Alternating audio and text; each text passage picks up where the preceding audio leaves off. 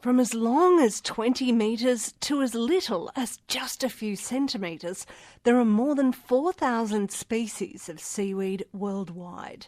University of the Sunshine Coast public health nutritionist Dr. Libby Swanepoel has been investigating the many uses of the algal organisms. A research assignment for the federally funded Australian Centre for International Agricultural Research, ACIAR. The project has been working across 3 countries, Fiji, Samoa and Kiribati. And traditionally, seaweeds are used as an industrial gum, and we've looked at other uses for seaweed that can potentially add to the livelihood development of women and communities. So we found other uses such as in cosmetics or as a source of food through edible seaweeds, in compost. Are you actually farming seaweed or are you gathering from the wild? So the project has looked at both aspects of farming and gathering seaweed.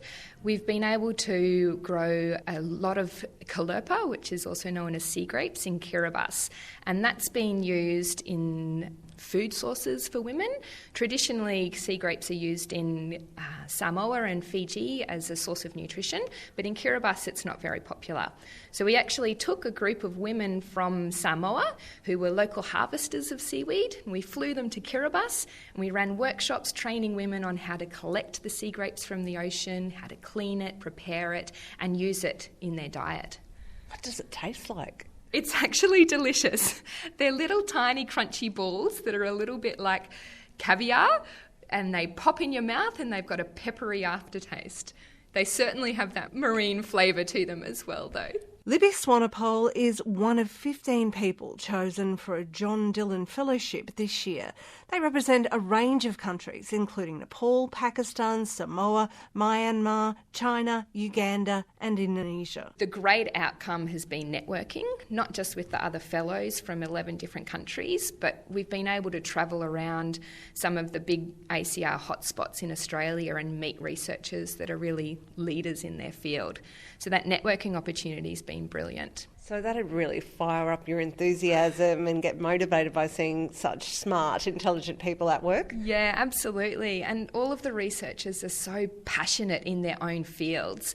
My focus is on gender development and nutrition, and it really plays a part across all of agricultural science and can really make a difference to developing countries. Great opportunity. It's a brilliant opportunity. I'm really grateful, and especially there's only 2 Australians on the program, and it's the second time that they've had Australians, and it's great that they're focusing on women too. So it's really nice to have 2 female Australian researchers who are able to develop their skills and get better at what they do so we can have more impact in the future. Libby Swanepoel. Steglar Tabi Aga is farm manager at the Vanuatu Agriculture and Technical Centre. To me, it's a great opportunity. To study to be a researcher is quite a long time. But coming to John Dillon Fellowship, it just summarizes everything. Going back home is like going back with a researcher title to do something, even though it is not too that much that researchers do, but we can still do something.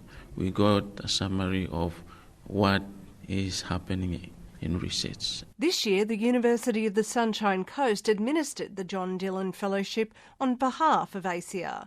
From Canberra to Cairns, the fellows have travelled the east coast of Australia, visiting research projects along the way. We have visited the fisheries, our research project, the livestock research project, the forestry.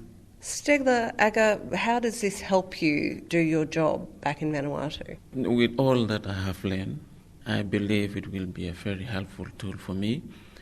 Firstly, the leadership skills. All this time I was thinking that I was somebody very important. After the learning, I still feel that I still need more to do.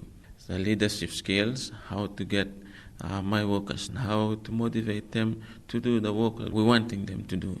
Sometimes we are so kind to them that also contributes to the low performance. Sometimes we're so harsh on them. John Dillon Fellowship has just given us some options on how we can deal with such issues.